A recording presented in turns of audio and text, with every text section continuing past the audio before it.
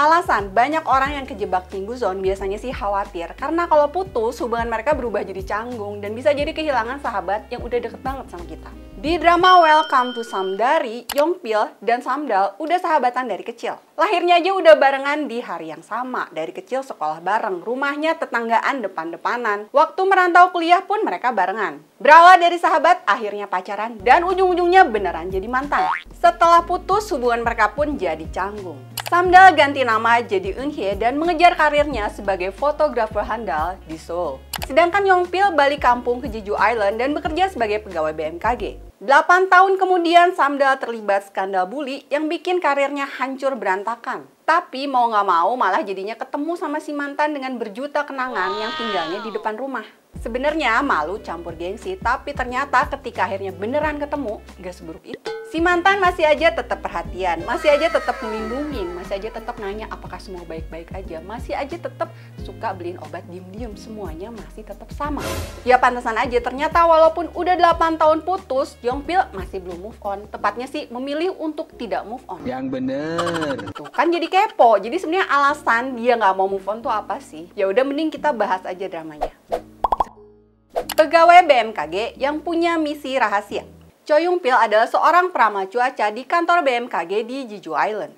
Walau udah berkali-kali dapat promosi buat naik pangkat dan pindah ke Seoul, semuanya selalu ditolak.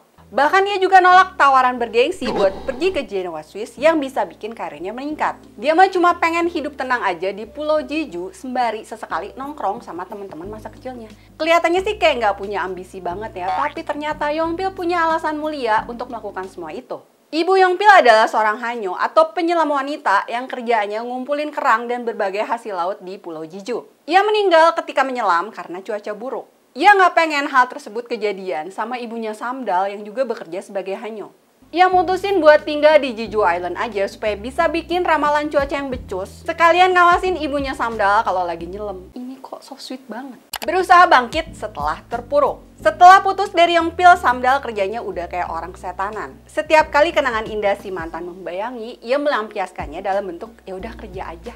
Sehingga karirnya sebagai fotografer meningkat terus. Sampai-sampai ia berhasil ngumpulin klien orang-orang beken buat bikin pameran sebagai puncak karirnya. Namun sayangnya sebelum pameran dimulai, ia malah kesandung kasus. Asistennya yang berdebah nyebarin fitnah kalau Samdal suka ngebully dia sampai-sampai dia pengen bunuh diri. Samdal dihujat abis-abisan, pamerannya gagal dan semua kliennya mundur. Ia pun balik kampung ke Jeju Island niatnya buat menenangkan diri, tapi malah ketemu mantan yang tinggal depan rumah. Cinta lama bersemi kembali. Putus hubungan dan berpisah sama mantan pacar sekaligus sahabat yang udah kenal deket sedari kecil bukanlah hal yang mudah. Ketika ketemu lagi setelah berpisah selama 8 tahun, ternyata debar-debar cinta itu masih ada. Apakah Samdal dan Yong-pil akhirnya berhasil melalui semua rintangan dan jadian lagi? Apakah karir Samdal sebagai fotografer beneran hancur dan gak bisa diperbaiki lagi hanya gara-gara fitnah si asisten berdebah itu? Ya udah sih mending lo nonton aja dramanya. Jadi gimana menurut lo dramanya? Apakah lo suka juga? Coba tulisin adegan favorit lo di kolom komentar. Jangan lupa juga buat like dan subscribe. Annyeong!